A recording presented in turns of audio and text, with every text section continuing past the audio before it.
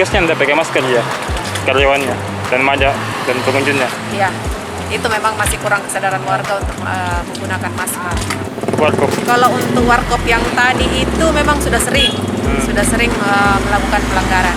Ya mungkin ini untuk ketiga kalinya mungkin sudah dilakukan teguran.